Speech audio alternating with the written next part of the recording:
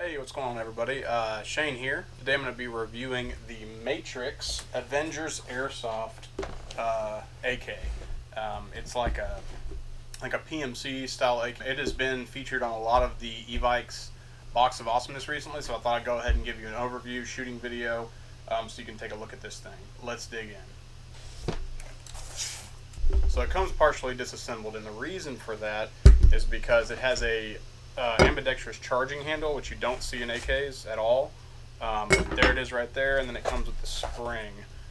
This thing is kind of tricky to get on. Parts don't flow very well. It does come with a high cap magazine, and it is clear. You can actually see through it, which is kind of cool, so you can see how the little mechanisms works. Total nerd stuff, but that's alright. It's got some tools here we'll talk about in a second, and then of course a bag of BBs. So this thing retails for about, well, I didn't even put that up. So this thing retails for $179. Pretty cheap for what it is. So we'll see about the performance once we plug it in and everything. So I guess Evike is the distributor. Matrix licenses it from Cyma. Cyma builds it. It's a really weird thing. So most of all of the replicas in Airsoft are built by the same, 10 or 15 different companies. So Matrix just takes things that are OEM by somebody else and then slaps the Matrix brand on it. So this is actually made by Cyma. So it's a Cyma AK. And we all know Cyma AKs are really rugged and reliable, but generally Cyma makes a really good AK for super cheap. Really good beginner guns as far as just taking it out and wailing on it. The fact that it is an AK means it has a much longer inner barrel than most M4s, but it is also a longer replica, right? So the length on this thing is 815 millimeters to 895 millimeters for my UK friends and everywhere else in the world that uses metric system besides us in like 4 countries. That's 32 inches long, and then when you fully put out the stock, it's like 35 inches, so you gain a couple inches there. Weighs about 7.5 pounds, 3,500 grams. The inner barrel should be a 455 millimeter inner barrel. That's what the normal, I couldn't find the actual statistics on it, but that's what the normal AK comes with. It's about 455 millimeter, which is significantly longer, because I think the normal M4 barrel that you see for most M4s is like 363 millimeters or something. So right off the bat, you're going to have a longer barrel, which is going to assist you as far as groupings and things like that. I'm going to say it's probably a 6.05. I couldn't find anything on that because it's a fairly cheap, kind of more of a beginner gun, right? It does have a 500 round polymer magazine. It is a high cap. So they provide you with these 2 tools. This one actually goes in your mag to wind it, so you don't have to sit there and do that or whatever. You just put it in there and then you just give it a quick twist and it winds up. Something kind of different, something kind of cool. So let's go ahead and throw some BBs in this thing. Oh, my bald spot's looking elegant today, let me tell you. Of course, it uses a version 3 gearbox, which means that it is the short type motor.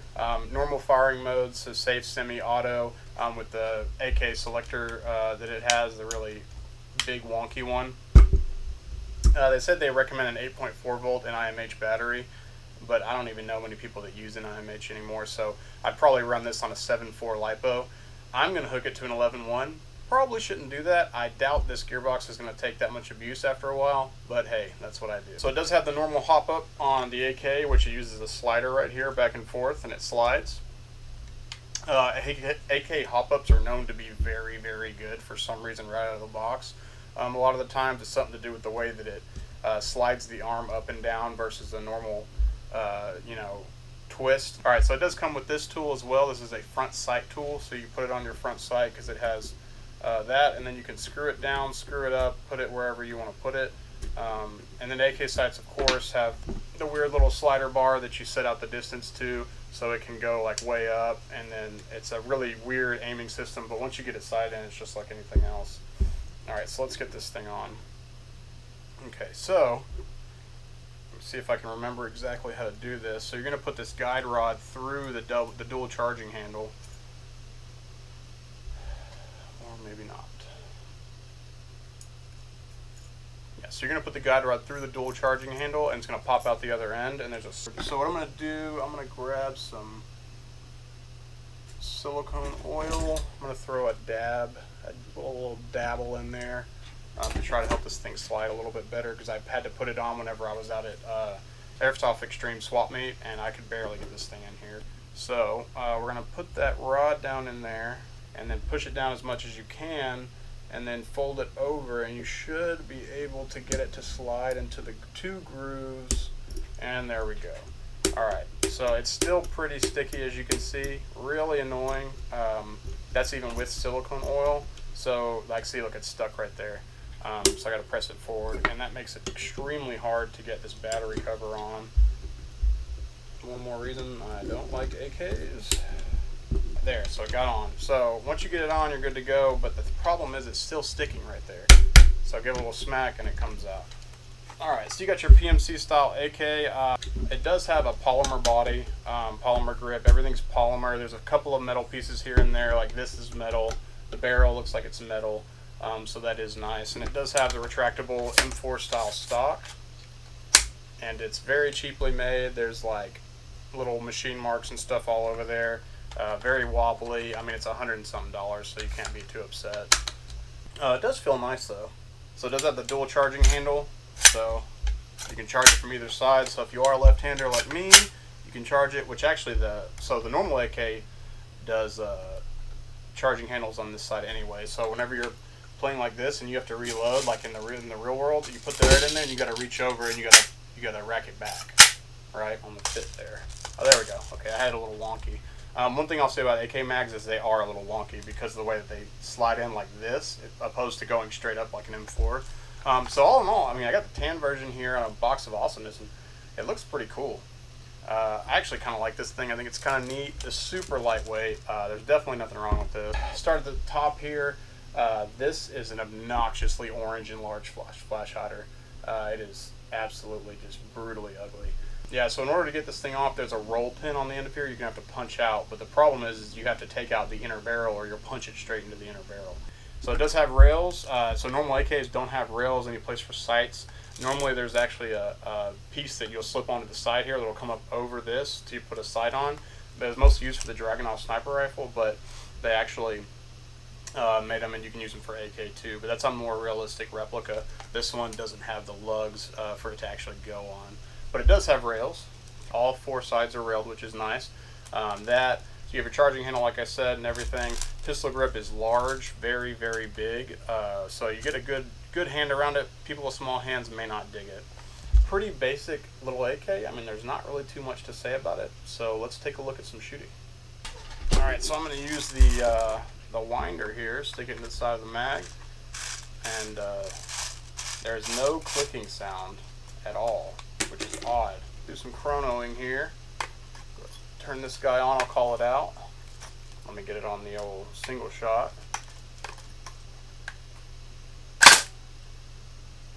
Alright, 378, 374, 375, 372.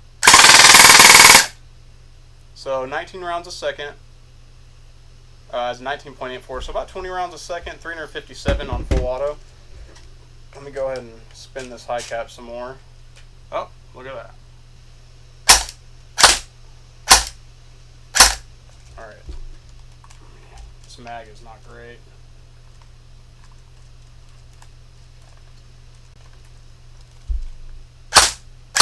Okay. I got that top left one there. We'll see how the sights are. Oh, sights aren't bad, actually.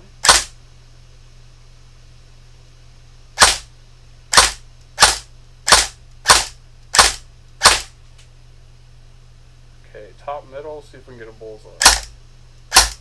Man, this mag, whatever is going on in here, I'm not digging it. Try it again. Alright, here we go. Top middle. Alright, I'm thoroughly unimpressed by this mag right now. I'm not the smartest man in the world, but I feel like you shouldn't break the mag within 2 seconds of using it. So, call that an epic failure on this company's part.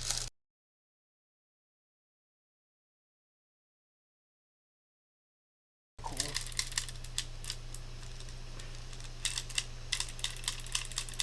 See it loading on the bottom there. That's pretty neat, actually. Alright, so it does wind, so they did make it to where it winds, so I was turning it the right way. Unfortunately, the little spring piece that allows the winder to wind and create tension was completely kaput. It fell out of it whenever I got it open, and this piece has the spring inside of it, and it's completely plastic welded shut. I can't even get it open. If I could get it open, I could absolutely fix this. However, I can't. Would I buy this? I don't think so. No, in all honesty, this thing, what did I say it went for? So $180. That's about what I would expect from a sub 200 replica. There's not many that you're going to find that are under $200 that are going to be super reliable right out of the box. Now, honestly, this performed fine. I mean, the gearbox isn't squeaking, isn't whining. It's performing exactly as it should. The problem is the magazine. So I don't want to give an unfair review. Yes, this magazine, it looks like complete crap. However, I might have turned the key the wrong way and broke it. That is a possibility. However, from the first time I put that in there and started winding it, I didn't feel any tension or anything at all. So I don't know if it just came that way. It had a really crappy spot weld on the piece that was supposed to be attached to the spring. Okay, so I'm not going to go 10 out of 10 on this. So I'm not going to say not buy this. I'm just going to say understand that if you're buying a $179 AK replica, then you're going to get what you pay for, right? This isn't going to be a really, really nice, what's E&L or LCT, but those also cost way more. You're going to spend upwards of $400. So, yeah, I guess that's it for the review. I really wanted to get some shooting on this thing. I don't have any more AK magazines. It's probably because I don't generally play with AKs, just because I don't like the magazine system and everything, and the gearboxes. They're not hard to work on, they're just different. But disassembling the AK is generally different and harder than an M4. So I'll stick with a 5 out of 10. This thing's good for what it is. Obviously it functioned. It's a cheap gun. If you need a cheap backup to have, or you're trying to get into Airsoft, you don't want to spend too much money, should be fine. However, I'd pick up some magazines. Alright, well, sorry about that kind of uninteresting video. So like, subscribe, share, shameless plug, all that good stuff, and thank you for stopping by.